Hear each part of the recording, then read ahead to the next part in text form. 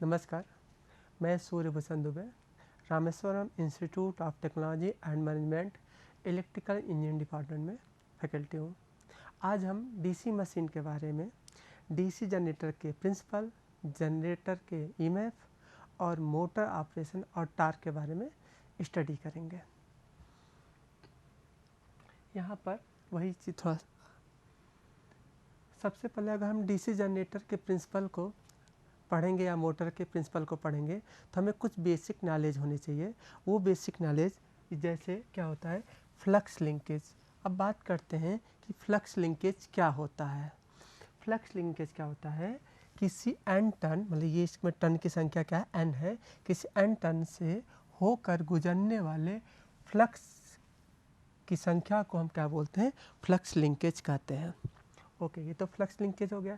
Flux linkage का जो formula होता है lambda equal to n phi, जहाँ एन का है नंबर ऑफ टर्न्स है और जो ये फ्लक्स है ये फ्लक्स है। नेक्स्ट बात करते हैं, अब हम बात करते हैं फैराडेज लॉ। फैराडेज लॉ क्या होता है? फैराडेज लॉ के अनुसार जब किसी कॉइल और फ्लक्स लिंकेज में समय के साथ रिलेटिव मोशन होता है तो कॉइल में ईएमएफ इंड्यूस होता है। मतलब क्या है, ये आपका कॉइल है और ये क्या है, आपका फील्ड है। अब क्या करेगा, ये फील्ड को हम वो आगे पीछे करेंगे तो इसमें क्या होगा, इस कॉइल और फील्ड के में क्या होगा, एक रिलेटिव मोशन होगा, तो जिससे क्या होगा, इस कॉइल में एक ईएमएफ इंड्यूस होगा। तो कॉइल में ईएमएफ इंड्यूस होने की फिनोमेना को इलेक्ट्रोमैग्नेटिक इंडक्शन कहते हैं। जिसमें जो ईएमएफ इंड्यूस होगा उसको क्या बोलते हैं, इलेक्ट्रोमैग्नेटिक इंडक्शन। अब हम बात करते हैं इस जो ईएमएफ इसमें इंड्यूस हुआ है इसकी मैग्नीट्यूड क्या होता है। इसमें जो इसका मैग्नीट्यूड होता है E equal to d lambda upon d t, मतलब फ्लक्स में टाइम के साथ जो चेंजेज हो रहे हैं उसको हम क्या बोलते हैं, इंड्यूस ईएमएफ कहते हैं। तो लैम्डा इक्वल टू ऊपर हम पढ़ चुके हैं कि लैम्डा इक्वल टू होता है एन फाई, तो हमने यहाँ रख दिया। तो नंबर ऑफ टर्न्स क्या है, आपका कांस्टेंट है, इसलिए हम इसको बाहर निकाला, तो डी फाई अपन डी टी हुआ। ये क्या होता है, फैराडे का नियम होता है। किसी किसी में आपने यहाँ देखा होगा माइनस लिखा होता है, ये माइनस क्या होता है, लेंज का नियम होता है जो इसके डायरेक्शन को बताता है। इसको अभी हम आगे पढ़ते हैं। अब बात हमने कहा कि फील्ड में और कॉइल में जो मोशन होता है उससे ईएमएफ पैदा होता है। अब कॉइल और फील्ड में जो रिलेटिव मोशन हम दो प्रकार से कर सकते हैं। जैसे किसी कॉइल और फ्लक्स लिंकेज में समय के साथ रिलेटिव मोशन दो प्रकार से हो सकता है। अब क्या होता है, एक में हम कॉइल को स्टेशनरी कर देंगे और दूसरे में फ्लक्स को स्टेशनरी कर देंगे। जैसा हमने लिखा भी है, जब कॉइल स्टेशनरी हो और फ्लक्स में समय के साथ परिवर्तन हो रहा हो तो इस ईएमएफ को स्टैटिकली इंड्यूस ईएमएफ कहते हैं। मतलब यदि आपका क्या है, कॉइल स्टेशनरी है और फील्ड क्या कर रहा है, मूविंग है, या वो क्या हो रहा है, परिवर्तन हो रहा है, तो इससे जो ईएमएफ इंड्यूस होगा उसको हम बोलते हैं स्टैटिकली इंड्यूस ईएमएफ। जो इसका एग्जांपल आपने देखा होगा ट्रांसफार्मर। ट्रांसफार्मर में देखिए दोनों कॉइल क्या होते हैं, स्टेशनरी होते हैं, लेकिन फ्लक्स क्या होता है, उसके अंदर मूव करता है, मतलब परिवर्तन हो रहा है, तो वो क्या हो गया, ये ट्रांसफार्मर इसका एक एग्जांपल होता है। अब बात करते हैं दूसरी कंडीशन, जब हम फ्लक्स को क्या कर रहे हैं, मूव करा रहे हैं और कॉइल को क्या रख रहेंगे, जब हम लोग क्या करेंगे, फ्लक्स को स्टेशनरी रखेंगे और कॉइल को मूव करेंगे। जब फ्लक्स को स्टेशनरी हो और कॉइल की स्थिति में समय के साथ परिवर्तन हो रहा हो तो इस ईएमएफ को डायनेमिकली इंड्यूस्ड ईएमएफ कहते हैं।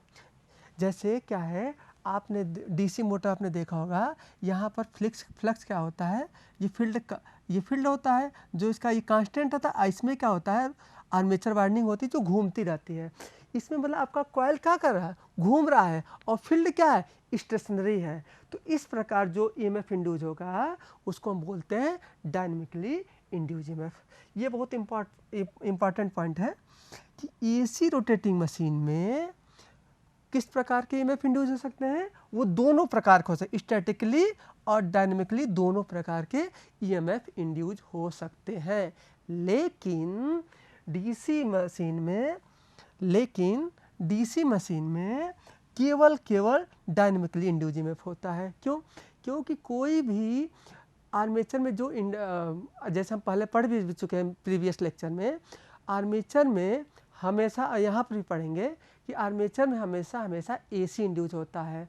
अब क्या करते हैं, अब एसी इंड्यूस हो गया, वो एसी हो या एसी मशीन हो या डीसी मशीन हो, जब हम क्या करते हैं उसी एसी मशीन में जब स्लिप रिंग की जगह कम्यूटेटर लगा देते हैं तो वह एसी सप्लाई को क्या कर देता है, डीसी सप्लाई में कन्वर्ट कर देता है। तो इसलिए बिना कम्यूटेटर का कोई भी डीसी मशीन पॉसिबल नहीं है। और डीसी और कम्यूटेटर हमेशा रोटेटिंग पार्ट होता है, इसलिए डीसी मशीन में केवल डायनेमिकली ईएमएफ इंड्यूस होगा। नेक्स्ट बात करते हैं। अब जो हमने इसमें ईएमएफ इंड्यूस हुआ है उसकी दिशा हम कैसे ज्ञात करेंगे? तो नेक्स्ट टॉपिक है डायरेक्शन ऑफ इंड्यूस ईएमएफ। इसकी जो दिशा ज्ञात करने के 3 मेथड होते हैं। तो पहला मेथड है फ्लेमिंग्स राइट हैंड रूल, ये तो बहुत ही सभी लोग फेमस से रूल है, सभी लोग जानते हैं। दूसरा होता है V क्रॉस B, यहाँ जो है कंडक्टर की वेलोसिटी है और ये मैग्नेटिक फ्लक्स डेंसिटी है कि दोनों का क्रॉस मल्टीप्लाई करने पर जो एंगल होता है वो इसकी दिशा को बताता है। अब इसको हम आगे पढ़ेंगे भी। और तीसरा है लेंज लॉ।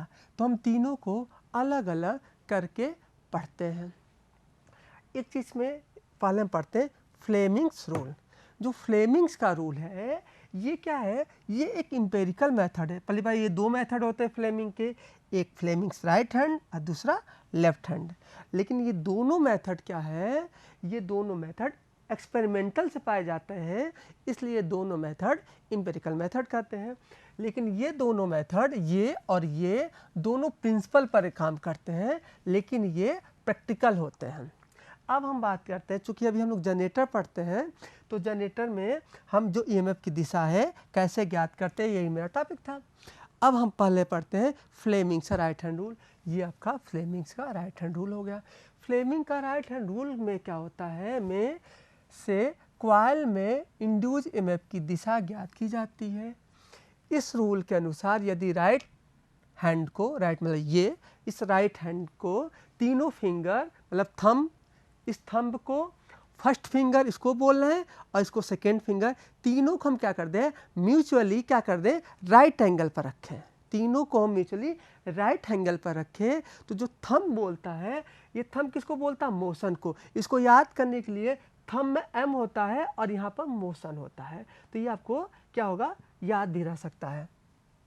इसी तरह ये फर्स्ट फिंगर है, फर्स्ट में एफ किसको दिखाता है, फील्ड को दिखाता है। इसी तरह सेकेंड में क्या है, तो ई होता है, तो ई किसको दिखाता है, ईएमएफ को दिखाता है। मतलब ये आपको मोशन को, से फर्स्ट फील्ड को, सेकेंड जो आपको दिखाएगा ईएमएफ को दिखाता है। अब यहाँ पर जो ये दिखाया गया है, तो ये आपकी जो होता है, ये आपका जो सेकेंड है वो ईएमएफ की दिशा ज्ञात फाइंड आउट करते हैं। इसीलिए आपका फ्लेमिंग्स का राइट हैंड रूल से हम ईएमएफ की दिशा ज्ञात कर सकते हैं। फर्स्ट मेथड ये हुआ। सेकेंड मेथड की बात करते हैं, तो सेकेंड मेथड जो ये है आपका फ्लेमिंग्स का लेफ्ट हैंड रूल, ये आपका, ये जनरेटर के लिए नहीं होता, ये ईएमएफ की दिशा नहीं बताता है, ये मोटर में यूज किया जाता है, जो फोर्स की दिशा बताता है, जो हम लोग बाद में यहाँ थोड़ा सा स्टडी कर लेते हैं। यहाँ फ्लेमिंग से कि राइट हैंड रूल से कॉइल में फोर्स की दिशा ज्ञात की जाती है। वहाँ पर क्या ज्ञात की जाती थी, ईएमएफ की दिशा ज्ञात की जाती है। इसलिए ईएमएफ की दिशा होती है, इसलिए उसको जनरेटर का मेथड नियम बोलते हैं। और ये मोटर में ज्ञात किया जाता है, मोटर की दिशा को ज्ञात करता है। इस रूल के अनुसार यदि राइट हैंड के तीनों फिंगर को हम म्यूचुअली क्या कर दें, मतलब इसमें क्या है, ये सॉरी ये गलत होगा, ये राइट नहीं होना चाहिए, ये लेफ्ट होना चाहिए। मतलब हम लेफ्ट हैंड को हम क्या कर दें, तीनों को क्या कर दें, म्यूचुअली हम क्या कर दें, ऐसे रखें। तो ये जो आपका है, ध्यान रखें, ये जो थंब में क्या आता है, थंब में इसे आप लिखेंगे तो यहाँ पर टी किसको दिखाता है, टार को दिखाता है। जैसा अभी हम नेक्स्ट पेज में हम देख सकते हैं, टी जो है वो टार को दिखाता है। फर्स्ट में ये फील्ड को दिखाता है और सेकेंड जब लिखेंगे तो सी किसको दिखाता है, करंट को दिखाता है। मतलब लेफ्ट हैंड में थंब ये टार्क या मोशन फोर्स बोलिए, ये किसको फील्ड को दिखाता है, और ये जो है ये करंट को दिखाता है। आप यहाँ देख सकते हैं तो यहाँ पर जो फील्ड की है N2S जाता है तो फील्ड ये है, और करंट की दिशा क्या है, देखिए यहाँ करंट की दिशा इधर ही दिया है, तो करंट ऐसे जा रही है, ऐसे करंट क्या जा रही है, ऐसे जा रही है, फील्ड ये है, फील्ड ये है, करंट ऐसे जा रही है। अब जो फोर्स लगेगा वो कैसा होगा, आपका ऊपर की तरफ होगा, ठीक है। तो ये आपका क्या हो गया, ये फील्ड हो गया, ये आपका करंट का दिशा हो गया, करंट, और जो आपका फोर्स लगेगा वो फोर्स आपका एक्चुअल में यहाँ पर ऊपर होना चाहिए, फोर्स ऊपर हो जाएगा। नेक्स्ट हम लोग बात करते हैं, इसमें भी हम लोग देख सकते हैं कि ये जो करंट की दिशा है ये N2S है, ये एक्चुअल में N2S इधर जाएगा, ये आपका नॉर्थ इधर जाएगा, और करंट आपका इस तरफ तक गया है, तो फोर्स किधर लगेगा, ये ऊपर लगेगा। अगर हम बात करें ये करंट की, और यहाँ पर करंट ऐसे है, तो यहाँ पर जब आप करेंगे तो N2 ये तो इधर ही है, फील्ड तो आपको इधर है, जो आपकी करंट की दिशा वो इधर हो गई। अब इसमें क्या लगेगा, फोर्स नीचे की तरफ लगेगा। तो इस तरह से आप क्या पा रहे हैं कि ये क्या होगा, ये ईपर की तरह, ये नीचे, तो ये क्या करने लगेगा, रोटेट करने लगेगा, इसलिए डीसी मोटर है। अब हम लोग नेक्स्ट बात करते हैं। अब तीन मेथड पढ़े थे ईएमएफ की दिशा ज्ञात करने के लिए। जो तीसरा मेथड है वो लेंज मेथड है। लेंज क्या बोलते हैं, इनके अनुसार, इस नियम के अनुसार इंड्यूज ईएमएफ की दिशा ऑलवेज इस प्रकार होती है कि इंड्यूज ईएमएफ से उत्पन्न करंट फ्लो ऐसा होता है, मतलब इसका फ्लक्स जब इसमें जाएगा तो इसमें क्या होगा, एक ईएमएफ पैदा होगा। इस ईएमएफ में ऐसा ये करंट पैदा करेगा, वही लिख रहा है, ऐसा करंट पैदा करेगा जो उसी फ्लक्स का विरोध करता है जिस फ्लक्स से के परिवर्तन के कारण कंडक्टर में ईएमएफ, मतलब जिसकी वजह से इसके अंदर वोल्टेज पैदा हुआ था वो उसी करंट का, उसी फ्लक्स का क्या करेगा, विरोध करेगा। अब क्वेश्चन उठता है कैसे विरोध करेगा, तो जैसे इसका फ्लक्स इधर आ रहा था तो इस कॉइल में जो करंट बहेगा तो उस करंट की वजह से जो फ्लक्स पैदा होगा उसकी दिशा ये होगी। तो इसकी दिशा क्या है, दोनों अपोजिट है। इसी को क्या बोलते हैं, लेंज का मेथड कहते हैं। अब हम लोग नेक्स्ट बात करते हैं। अब हम बात करते हैं जो ईएमएफ इंड्यूस होता है, एक हमने बताया था स्टैटिकली और दूसरा बोले थे डायनेमिकली। तो यहाँ पर चूंकि हम लोग डीसी मशीन पढ़ रहे हैं तो डीसी मशीन में जो ईएमएफ इंड्यूस होता है वो किसकी वजह से होता है, डायनेमिकली होता है। तो हम बात करते हैं डायनेमिकली इंड्यूज ईएमएफ की बात करते हैं। इसमें क्या होता है, मान ले तो कोई एल लेंथ का कोई कंडक्टर है जो यहाँ पर ये दिया हुआ है, जिसकी लंबाई एल है। मूविंग कंडक्टर को यूनिफॉर्म मैग्नेटिक फ्लक्स डेंसिटी में रखा जाता है। ये मैग्नेटिक फ्लक्स डेंसिटी ये इसी में ये रखा गया है। अब इस मूविंग कंडक्टर, इसको हम क्या कर रहे हैं, ये चूंकि कंडक्टर मूव कर रहा है, उसकी स्पीड क्या है, वेलोसिटी क्या है, ये है, ये स्पीड से, और ये जो वेलोसिटी है इस जो वेलोसिटी है ये फ्लक्स डेंसिटी से कितना एंगल बना रहा है, थीटा एंगल बना रहा है। तो जो इस कंडक्टर में ईएमएफ इंड्यूस होगा उसकी वैल्यू होगी V cross B into L. मतलब अब ये V क्रॉस B क्या है, जब इसका ये क्रॉस प्रोडक्ट है, जब आप इसका वैल्यू निकालेंगे तो क्या आ जाएगा, VB साइन थीटा, मतलब VB साइन थीटा, जो थीटा क्या है, V और B के बीच का एंगल है। तो अर्थात इससे ये हुआ कि यहाँ हमने लिखा है जहाँ थीटा फ्लक्स डेंसिटी और कंडक्टर वेलोसिटी के बीच का एंगल है, अर्थात जो ईएमएफ की दिशा होगी वो क्या होगी, ये थीटा के बराबर, साइन थीटा के बराबर होगी। तो जहाँ ईएमएफ ये क्या बताता है, V क्रॉस B क्या बताता है, जो इसकी दिशा, जो इसका वैल्यू आएगी उसमें जो एंगल होगा वो क्या हो गई, वो ईएमएफ की दिशा को रिप्रेजेंट करता है। नेक्स्ट बात करते हैं। अब हम लोग क्या करते हैं, अब डीसी जनरेटर का प्रिंसिपल पढ़ते हैं। अब डीसी जनरेटर का प्रिंसिपल क्या होता है भाई, माना किसी कॉइल के दो साइड्स ए बी और सी डी, जैसे यहाँ क्वेश्चन दिया है, ये आपका डीसी जनरेटर है, हमने ले लिया, ये कॉइल ए बी है, दूसरा कॉइल ये सी डी है। अब दो कॉइल की किसी कॉइल के दो साइड ए बी और सी डी जो किसी यूनिफॉर्म मैग्नेटिक फ्लक्स डेंसिटी में समान स्पीड से घूम रही है। इसको हमने क्या कर दिया, किसी प्राइम मूवर से क्या कर दिया, इसको घुमा दिया।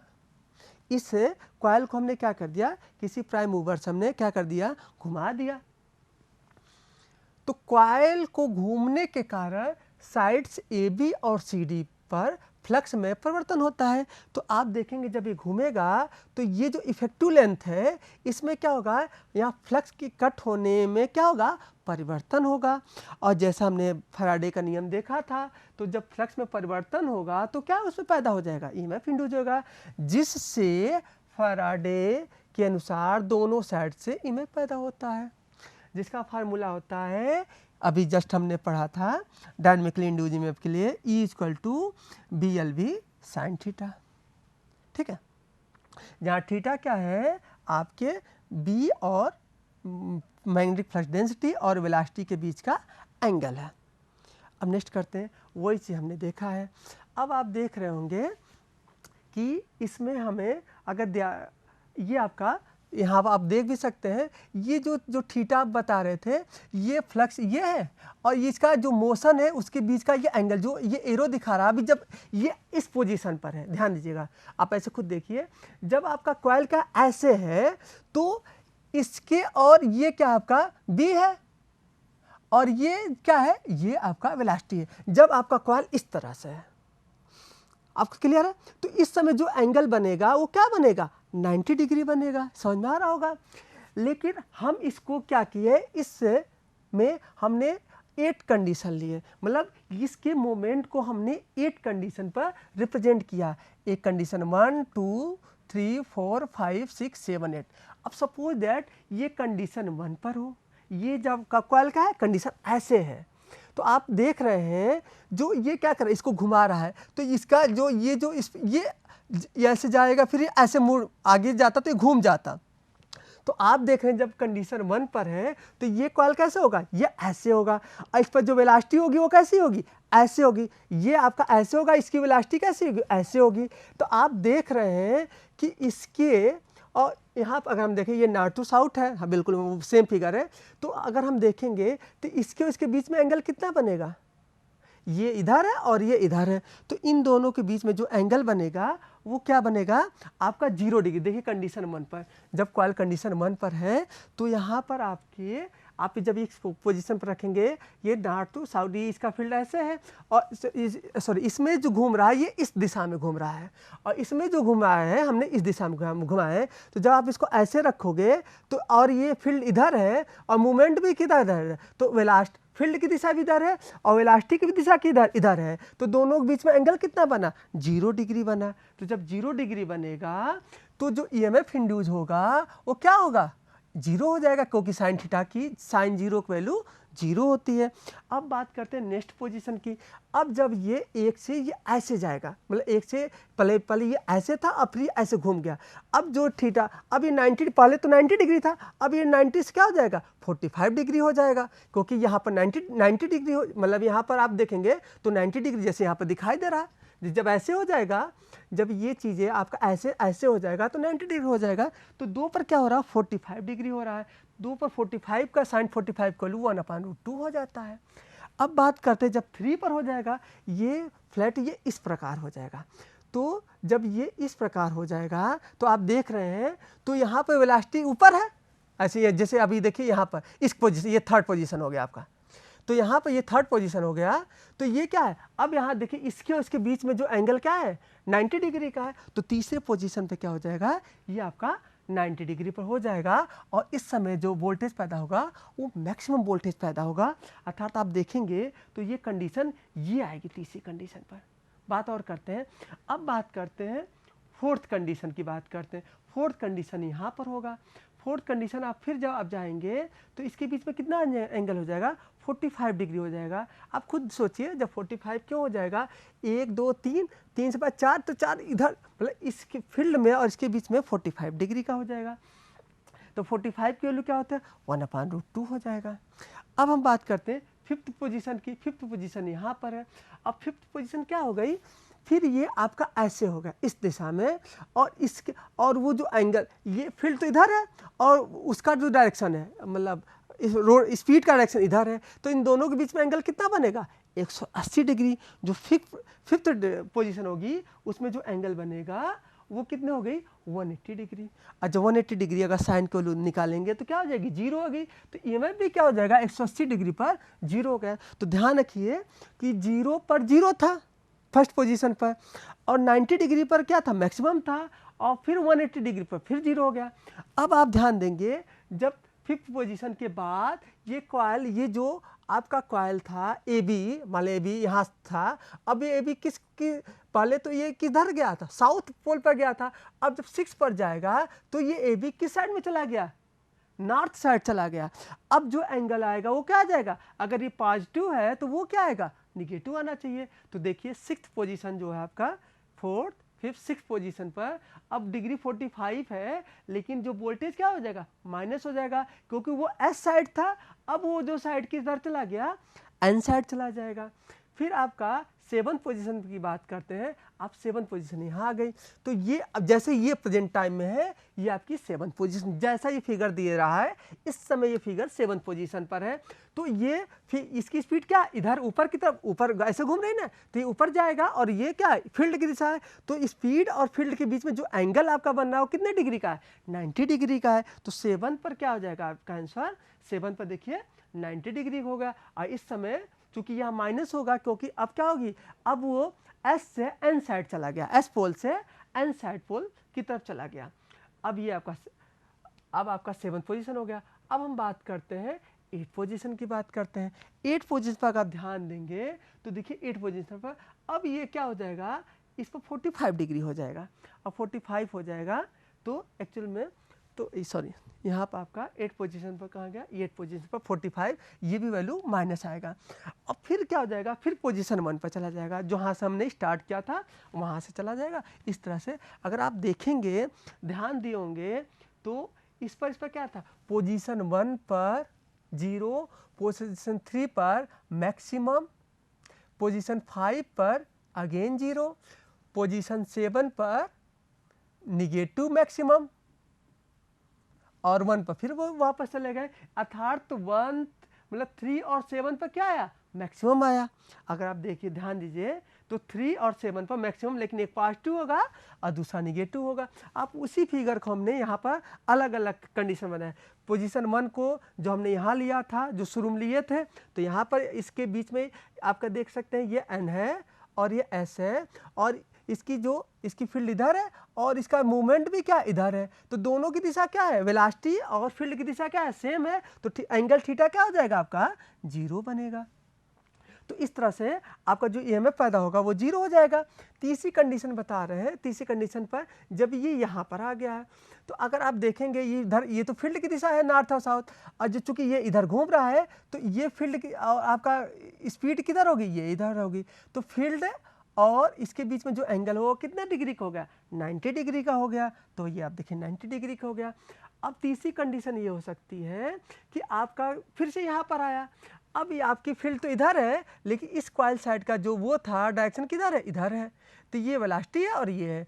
इस समय जो एंगल बन रहा है वो कितने डिग्री का बन रहा है 180 डिग्री का बन रहा है। तो 180 डिग्री की वैल्यू क्या होती है साइन में 0 होती है, देख रहे हैं। इसी तरह सेवन पोजीशन जब हम लाएंगे तो ये आएगा, तो ये साइड्स हो गया। अब ये साइड्स देखेंगे तो ये क्या, ये स्पीड ऊपर है और फील्ड इधर है, तो इस बीच में जो एंगल बनेगा वो इधर से देखेंगे तो अगर कोई एंगल देखा जाए, अगर हम बोलें ये कितना है 90 डिग्री, तो इधर से अगर देखें तो कितना होगा 270 डिग्री, तो वही चीज़ उन्होंने यहाँ पर 270 डिग्री लिखा है, तो ये आपका माइनस में आ गया। और सेम चीज़ उन्होंने 360 को बोली, या तो 0 डिग्री को 360 बोली या 0 बोली, तो ये पोजीशन। तो इसमें हमने क्या पाया, इसमें हमने ये पाया जो आर्मेचर में वोल्टेज इंड्यूस हो रहा है वो हमेशा हमेशा क्या हो रहा है एसी सप्लाई हो रही है। अब इस एसी सप्लाई को हम क्या कर देते हैं, इस प्रकार डीसी आर्मेचर वाइंडिंग में एसी सप्लाई जनरेट होती है, जिसे कम्यूटेटर के द्वारा कन्वर्ट करके डीसी सप्लाई में कन्वर्ट कर, यही कम्यूटेटर है। ये कम्यूटेटर क्या करता है, इस एसी सप्लाई को क्या करता है डीसी सप्लाई में कन्वर्ट कर देता है। ये आपका इसका प्रिंसिपल हो गया। अब बात करते हैं ईएमएफ इक्वेशन की बात करते हैं। तो ईएमएफ इक्वेशन में क्या है, फाई क्या है फ्लक्स डेंसिटी है, मतलब मैग्नेटिक फ्लक्स पर पोल है। ये क्या number of conductor, total conductor है जितने भी आर्मेचर में। ये क्या है नंबर ऑफ पोल्स है, और ये क्या है नंबर ऑफ पैरेलल पाथ है, और ये क्या स्पीड किस में आरपीएम में है, और ये क्या है ईएमएफ जनरेटेड पर पैरेलल पाथ। अब यहाँ पर हमने देखा अगर हम बात करें कि एक पोल के द्वारा एक फ्लक्स कट होता है तो दो पोल के द्वारा 2 फाई हो जाएगा, 3 पोल के द्वारा 3 फाई हो जाएगा, तो पी पोल के द्वारा क्या हो जाएगा पी फाई हो जाएगा। टोटल फ्लक्स क्या हो जाएगा पी फाई हो जाएगा। चूंकि एक अगर हम 1 सेकंड में जो चक्कर निकालेंगे तो क्या हो जाएगा 60/n हो जाएगा। तो फैराडे के नियम के अनुसार डी फाई अपन डी टी, तो डी फाई की वैल्यू क्या रखेंगे पी फाई और डी टी को वैल्यू 60/n रख देंगे। तो ये जो ईएमएफ जनरेट होगा वो क्या होगा एक कंडक्टर में होगा। और चूंकि हमें क्या करना है इसमें पूरा कितना जनरेट हो रहा है हम उसकी बात कर रहे हैं। तो ये टोटल कंडक्टर कितने हैं, मान लीजिए टोटल कंडक्टर जेड है, तो अगर 2 पैरेलल पाथ हो जाएंगे तो कंडक्टर एक पाथ में 2 हो जाएंगे पर पैरेलल। अगर ये 4 हो जाएंगे तो 4 पोल, जैसे यहाँ फिगर में दिखाया गया 4 पैरेलल पाथ है तो ये 4 से डिवाइड कर देंगे। अगर यदि हम बोले पी पैरेलल पाथ है तो हम क्या करेंगे इसे पी से डिवाइड कर देंगे। तो हमने वही निकाला है कि number of conductor in series पर पैरेलल। तो हमने इससे क्या किया जेड बाई ए से मल्टीप्लाई कर दिया। जब जेड बाई ए से मल्टीप्लाई करेंगे तो आपका ये ईजी इक्वल टू निकल गया n5p/a z/60। अब क्या होता है ये क्या केवल जनरेटर के लिए सत्य नहीं होता है, ये मोटर के लिए भी सत्य होता है। इसलिए क्या होता है, लेकिन मोटर में इसको क्या बोलते हैं बैक ईएमएफ बोलते हैं। बैक ईएमएफ क्यों बोलते हैं, क्योंकि इसकी दिशा और इसकी दिशा क्या है अपोजिट होती है, इसीलिए इसको क्या बोलते हैं बैक ईएमएफ। जनरेटर में क्या होती है दोनों की दिशा सेम होती है। नेक्स्ट बात करते हैं लॉरेंज नियम क्या होता है। लॉरेंज नियम में जैसा भी हम दिखाए थे जो फ्लेमिंग का लेफ्ट हैंड रूल्स था, लेफ्ट हैंड रूल में क्या होता है अगर ये करंट है, कंडक्टर इसमें करंट की दिशा इधर है तो ये लेफ्ट हैंड हो गया, ये नॉर्थ टू साउथ जा रहा है और इसमें ये क्या दिखा रहा है करंट की दिशा दिखा रहा है इधर जा रही है, तो फिर जो फोर्स लगेगा वो क्या लगेगा नीचे की तरफ लगेगा जैसा इन्होंने दिखा दिया। जिसको ये जो आई और बी का जो एंगल होता है वो थीटा हमने मान लिया, जिसका आप क्रॉस मल्टीप्लाई करेंगे तो sine theta IBL sine theta हो जाता है।